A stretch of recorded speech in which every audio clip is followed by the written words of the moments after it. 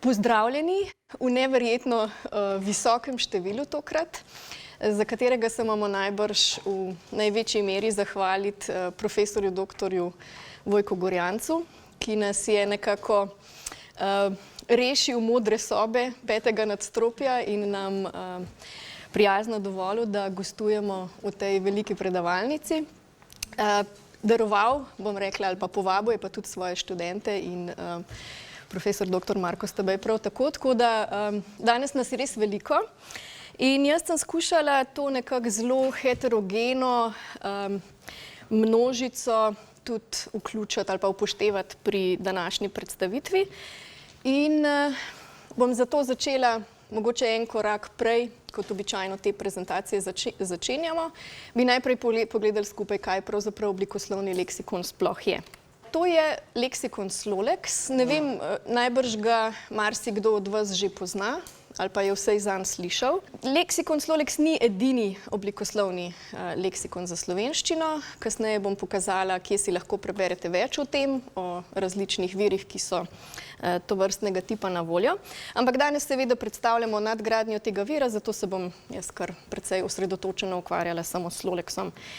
Slolex v tem vmesniku odgovarja na vprašanje, ki je izpisano nad iskalnim okencem, se pravi, kako pregibamo besede v slovenskem jeziku, če nas to zanima, za besedo, ki jo želimo raziskati, ali mogoče za kakšno besedo, ki ima neke težje oblike, jo preprosto vtipkamo in dobimo potem nabor vseh njenih pregibnih oblik.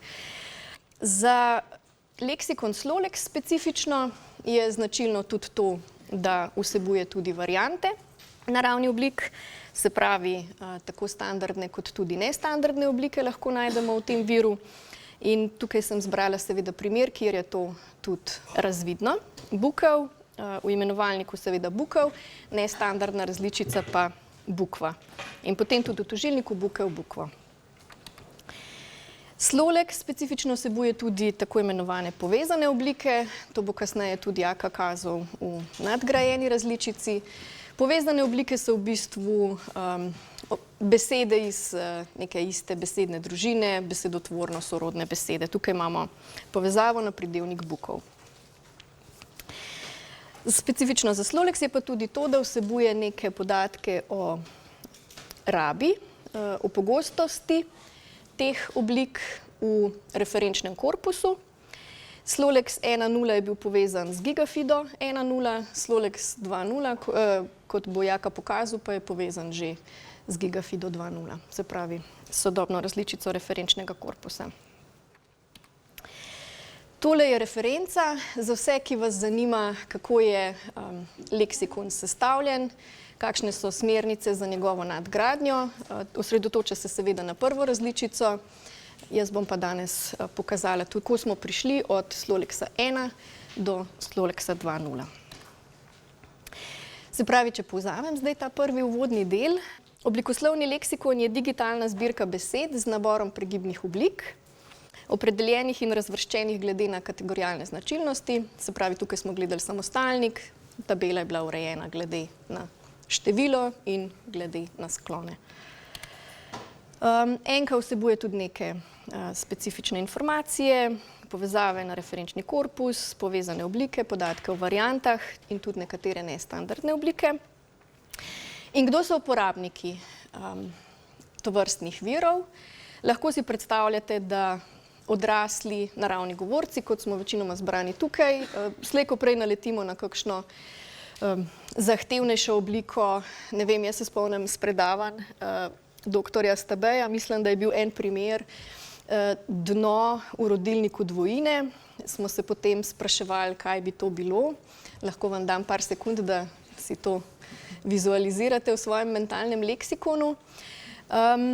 Ali pa pogledate v Slolex, če se slučajno ne spomnite. In seveda je ta debata vodila potem tudi v odgovor, zakaj kot naravni govorci te oblike ne poznamo oziroma je težko prikličemo, zato ker je izredno redka in verjetno na njo nismo nikoli naleteli in vprašanje, če kdaj bomo. In tukaj v tem segmentu pride povezava na referenčni korpus, na podatke o rabi, pogostost oblik v dejanski rabi seveda zelo prav. Drugače pa so ciljni uporabniki tega vira predvsem učeči se. Učitelji in učenci slovenščine kot prvega jezika, tukaj lahko tak vir pride zelo prav, pa seveda slovenščine kot drugega ali tujega jezika. Tam pa so stvari, tudi kar se tiče paradigem in oblik, precej manj samoumevne, kot so nam naravnim govorcem. Na drugi strani pa seveda, kot radi poudarjamo, tukaj ne razmišljamo več samo o človeškem uporabniku, ampak razmišljamo tudi o strojni rabi, o potrebah za strojno rabo. In kot je Simon že na začetku poudaril, oblikoslovni leksikoni so res temelj in prvi gradnik pri avtomatskem procesiranju naravnih jezikov in za slovenščino je to še toliko bolj pomembno, ker je seveda, kot je bilo omenjeno, zelo morfološko bogata. In pri vsem, kar programsko počnemo z jezikom, je seveda treba znati povezati obliko z njeno osnovno obliko. Se pravi, tukaj lahko dam za primer nekaj postopkov. Brez tovrstnih leksikonov bi zelo težko poskrbeli za kvalitetno lematizacijo. Uporabljali smo ga tudi za oblikoskladenjsko označevanje slovenščine, za razvoj konkretnih orodij. Naprimer, lahko se uporablja za črkovalnike, za pregledovalnike, za strojno prevajanje, to je Simon že prej omenil. Konkretno Sloleks je bil uporabljen tudi za razvoj slogovnega priročnika, portal, ki odgovarja na neke tipične jezikovne zadrege, če slučajno to poznate. In seveda je osnova za pripravo večnamenskih slovarskih baz. In zdaj, kako je ta vir pravzaprav nastal in kam ga peljemo? Tukaj imamo zdaj, zaenkrat smo prehodili nekako 3 zelo pomembne korake. Izhodiščno je ta vir nastajal in v obliki leksikona ASES oziroma podatkovne baze ASES še vedno nastaja na podjetju Amebis d.o.o. v Kamniku. To je podjetje, ki se ukvarja z razvojem jezikovnih tehnologij za slovenščino in ta podatkovna baza je recimo podstat za razvoj izdelkov, ki jih poznamo, naprimer prevajalnik Presis, pregledovalnik Besana. Ti produkti temeljijo na ASES-u. Pomembno je poudariti, da je ta zbirka, da ima zelo dolgo zgodovino. Na začetku je nastajala predvsem ročno, tudi zdaj še nastaja v večji meri ročno. Je bila prva zbirka tovrstnega obsega, zelo pionirsko delo takrat. Lahko poimensko izpostavim doktorja Petra Holozana kot očeta in začetnika tega dela, ki ga bomo tudi danes tukaj gledali. Potem je sledil večji projekt sporazumevanja v slovenskem jeziku. Jaz mislim, da večina tukaj zbranih je že slišala za kakšen izdelek, ki je nastal v tem projektu. Veliko korpusov je nastalo, poskrbeli smo za označevanje slovenščine takrat, tudi že prej omenjeni slogovni priročnik in podobni portali. In takrat v tem projektu smo naredili pač nek določen korak naprej. Dodali smo podatke iz korpusa oziroma povezali smo leksikon s korpusom. Potem natančneje smo opredelili format. Omogočili smo širšo dostopnost tega za pač razvoj nadaljnjih izdelkov. Pa uporabljali smo ga, kot sem že prej omenila, že za izboljšavo označevanja in za nekatere izdelke. Zdaj smo pa v tej točki, Sloleks 2.0, kjer so glavne novosti, ki jih bo Jaka potem predstavil v živo. Avtomatsko smo dodali naglase, fonetični zapis, posnetke izgovora tudi in gradili smo vmesnik na tak način, da je zdaj tudi Sloleks postal odzivni vir. To bom še malo natančneje razložila, kaj to pomeni in tudi pogledali si bomo potem. In zdaj od te točke naprej je ta leksikon uporaben oziroma uporabnejši tudi za razvoj govornih tehnologij, se pravi za postopke in izdelke, ki so povezani z sintezo in prepoznavo govora oziroma slovenščine. Zdaj konkretno, kar se vsebine tiče, ostaja pretežno, razen tega, kar sem zdaj omenila, primerljiva s prejšnjo različico. Imamo nekaj čez 100.000 iztočnic v leksikonu in pač nekaj 2.800.000 oblik ustrezajočih.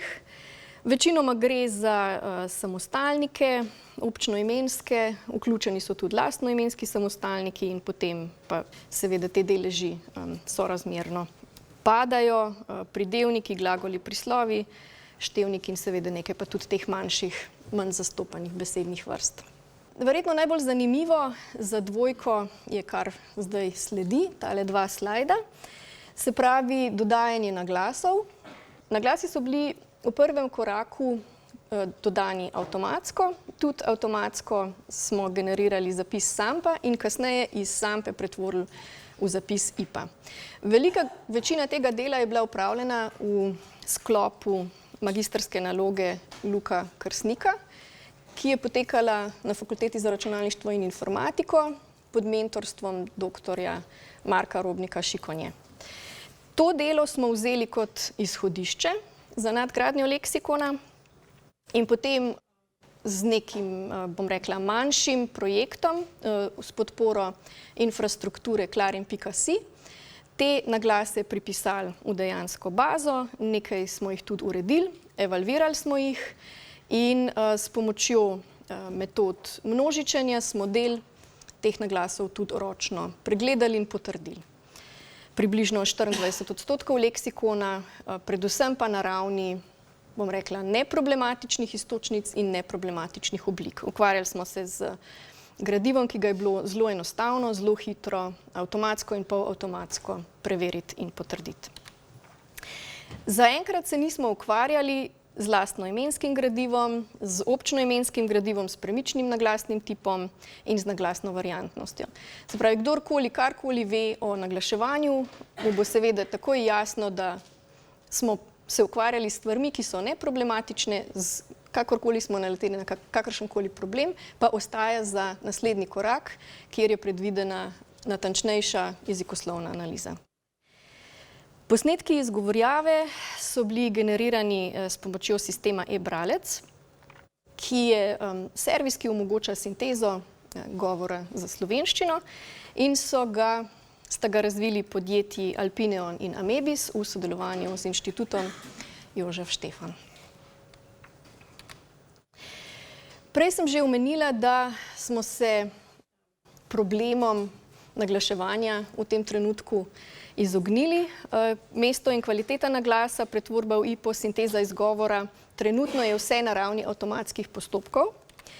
In po konceptu odzivnega slovarja te podatke zdaj odpiramo, dajemo javnosti v uporabo in seveda tudi omogočamo sodelovanje širše javnosti pri nadaljnjem razvoju leksikona. Uporabniška skupnost bo lahko sodelovala na 2 načina. Mogoče je ocenjevati naglase kot ustrezne in neustrezne, tudi zapise je mogoče ocenjevati kot ustrezne in neustrezne. In dodali smo tudi možnost, da uporabniki sami snemajo izgovor za posamezno iztočnico. Tukaj na tem mestu nimam veliko časa, da bi razlagala, da bi šla od začetka utemeljevati odzivnost novih virov. Lahko pa na kratko povem, da gre za idejo, ki je bila zdaj že preizkušena na slovarju Sopomink sodobne slovenščine in kolokacijskem slovarju in v osnovi temelji na tem, da je za infrastrukturo slovenščine v digitalni dobi seveda podatke potrebno dati odprto čim prej, potem pa se jih postopoma nadgrajuje tudi s pomočjo javnosti. Kar dobimo jezikoslovci nazaj in je izredno uporabno se zdaj izkazuje, pa so seveda tudi empirični podatki o tem, kako jezikovna skupnost dojema določeno jezikoslovno vprašanje. Recimo, tako kot smo pri Sopomenkah začeli z analizami gradiva, ki ga prispevajo sami uporabniki, bomo zdaj tudi pri Sloleksu lahko jezikoslovno raziskovali posnetke govorov, ki jih bo skupnost prispevala. To je zelo dragoceno za nas. Kot sem omenila, je bistvo poskrbeti za to, da so podatki čim prej na voljo. Tako smo Sloleks 2.0 tudi že ponudili na repozitoriju clarin.si. Tukaj so vsi zbrani avtorji, ki so sodelovali pri pripravi te baze.